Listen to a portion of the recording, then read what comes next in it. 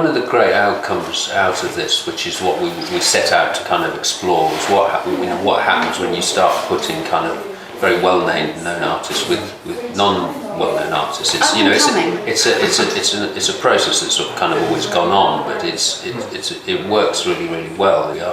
I think also with the Chapman's work particularly, I mean they kind of in a way show disrespect and not trust, but they kind of do this drawing onto other people's work, and we quite fancy the idea just the same to them. Hence the high ceilings. At the core of it was this idea of a colouring book, and how, as an adult, would you approach using the material of a colouring book? I mean, obviously the Chapmans have done it in this way, and everyone else has approached it in another way. I mean, I don't know what your kind of first response to the idea was when you first proposed it. Yeah, I think we got a colouring book, so we were going to do some drawings directly from that, but we like the idea of subverting something, so it worked very well that I'd draw something and then Mally would do something over the top, and vice versa. Yeah, I mean, it's great. Some of your drawings are great because when you see them on the wall, you can see the colouring book, and then they sort of step away, and then it comes back to the colouring book again, and you had this sort of process, didn't you, just kind of keep returning to that idea of the colouring book. Yeah, because these are a lot like two artists working together, aren't they? Because you've got a colouring book artist and then the Chapman brothers working over the top, so they're like collaborative pieces. I mean, I think having now completed the Artists in Residence programme, it was interesting to see how the artists did respond, because there was no remit apart from you have to work to respond these drawings, etchings, however they did it. And in a way, you and us responded to the work in a similar kind of way, whereas James, he took literally one picture at a time, and then working from the kind of structure of the Chapman's image, built his own picture from it. So it was a very literal kind of working from each picture, which I think is very interesting, these different processes and how different people will take influence from another artist. Some more literally than others, and I think in a way you and us, we took more the ideas behind how the Chapmans did it rather than literally the end result of their work. Everyone is always drawing on other people's influences and other people's imagery as a sort of a sort of generation of artists working. We're all looking to see what each other's doing, and we're all always sort of drawing on that. I mean, the Chapmans have taken an approach where they've really literally sort of taken someone else's work, be it Goya or someone, and sort of made their mark over the top of it.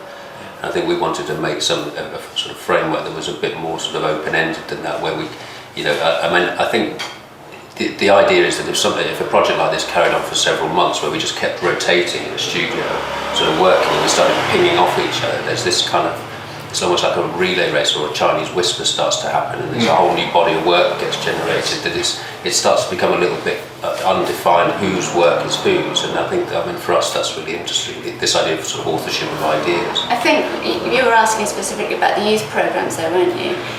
I think why we thought it would be really interesting to have that as a part of this project is because of the original source material being children's colouring books. And it's like the Chapmans, if you like, have bastardised the children's colouring book imagery into something that's kind of potentially unsuitable for children.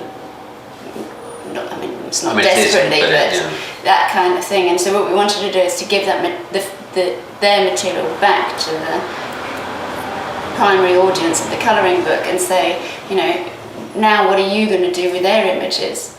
And some of the kids returned the more grotesque images back to cute images, which we thought was really sort of like put another layer of innocence back onto them again. So particularly this bear picture, a lot of them focused, they could choose whichever picture they wanted to take and work from, and quite a few of them chose this bear picture, and then kind of